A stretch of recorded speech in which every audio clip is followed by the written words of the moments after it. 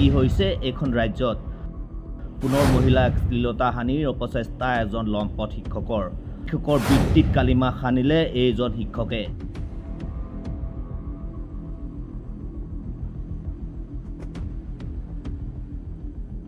এইবাৰ ঘটনাস্থান মৰিগাঁও ভুৰাগাঁৱৰ বালিডুঙা লম্পট শিক্ষকজনৰ নাম মাহমাদুৰ ৰহমান ছিদ্দিকী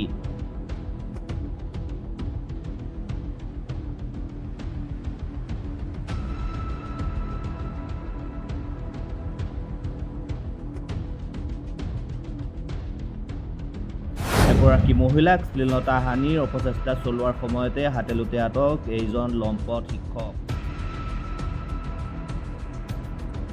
নিশা ভুৰাগাঁও আৰক্ষী থানাৰ অন্তৰ্গত বালিডুঙাত গাঁওখনৰ এগৰাকী মহিলাৰ ওপৰত জঁপিয়াই পৰিছিল শিক্ষকৰ বৃত্তিত কলংক সনা এইজন মাহমাদুৰ ৰহমান ছিদ্দিকীয়ে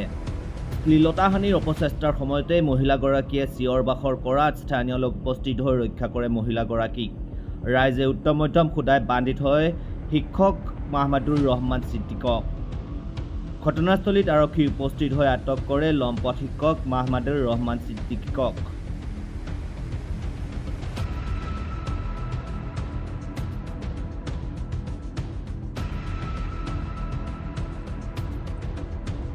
ঘটনাৰ উচিত তদন্ত কৰি ন্যায় প্ৰদানৰ দাবী উত্থাপন কৰিছে এতিয়া দল সংগঠনে ইতিমধ্যে ঘটনা সন্দৰ্ভত ভুক্তভোগী মহিলাগৰাকীয়ে দাখিল কৰিছে এজাহাৰ উল্লেখ্য যে লম্পট শিক্ষকজনৰ বিৰুদ্ধে পূৰ্বতেও আছে আন বহু অসামাজিক কাৰ্যকলাপৰ অভিযোগ পুনৰ যেন শিক্ষকৰ বৃত্তিত কালিমা সানিলে এজন লম্পট শিক্ষক মাহমাদুৰ ৰহমান ছিদ্দিকীয়ে হয় আমি দেখিবলৈ পাইছোঁ ক্লাছ শুনিছোঁ যে বালিডুঙা গাঁৱত শিক্ষক এজন মাহমুদুল নামে ল'ৰা এজনে শ্বৰীফুদ্দিনৰ ঘৈণীয়েকৰ লগত ৰাতি 7টামান বজাত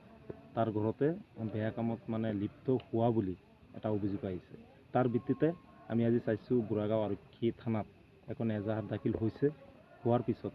এতিয়া পুলিচে তদন্ত কৰি আছে ইয়াৰ আঁৰত কি আছে সম্পূৰ্ণৰূপে হয়তো পুলিচে এতিয়ালৈকে তদন্ত আকাৰে ওলাব পৰা নাই গতিকে আমি বিচাৰিছোঁ যে স্কুলৰ শিক্ষক এজনে যদি এনেকুৱা বেয়া কামত লিপ্ত হয় তেতিয়াহ'লে ছাত্ৰ ছাত্ৰীক কেনেকৈ পাঠদান কৰিবলৈ পাব গতিকে আমি সদৌ সংখ্যালঘু ছাত্ৰ ইউনিয়ন নামচু মৰিগাঁও জিলা সমিতিৰ পৰা দাবী জনাইছোঁ যে এই শিক্ষকৰ ওপৰত আইনৰ জৰিয়তে বিহিত ব্যৱস্থা ল'ব লাগে আৰু অনাগত দিনত যাতে তেখেতৰ যি চাকৰি আছে চাকৰিৰ ওপৰতো তেখেতৰ হেৰি হ'ব লাগে ছাছপেনশ্যন হ'ব লাগে কাৰণ এনেকুৱা বেয়া কামত লিপ্ত হোৱা মানুহ এজনক আমাৰ সমাজত থকাৰ কোনো অধিকাৰ নাই যদি এনেকুৱা হৈছে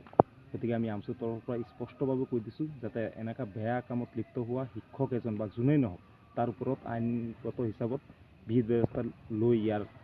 উচিত শাস্তি প্ৰদান কৰিব লাগে